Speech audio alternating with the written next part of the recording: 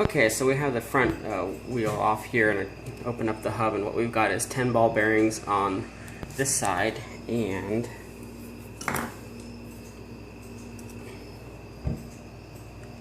8 over here. So the one that fell out of the middle of the hub, it actually fell out of the middle of this. So that's where one of the bearings was actually in here, inside of this axle here, and not in there, and then there's another one missing anyway. So that's what's going on. I'm pretty sure when I'm tightening it down is that there's missing the bearing. So anyway, I will have to find an extra bearing. I'll probably have one, and repack that and put it back together and see if that makes it any better. But that's just pretty much inexcusable for having been shipped out like that.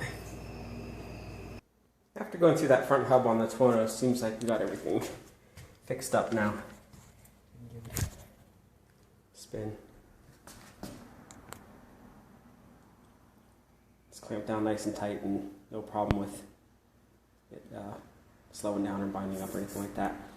So what it was is, once I took the hub apart and put that bearing that had fallen out, I did some research online, found out that you don't even actually have to have all the bearings in there. So 10 on one side, none on the others should work fine. It's a really low quality hub, so I'm guessing that the couple missing bearings was part of what was making it hard to get it tightened up right. But once I put them back in and messed with the cones a little bit, and I didn't have a cone wrench because I wasn't planning on having to mess with that, but luckily I found a couple little wrenches that came with a bunk bed that I bought about 10 years ago.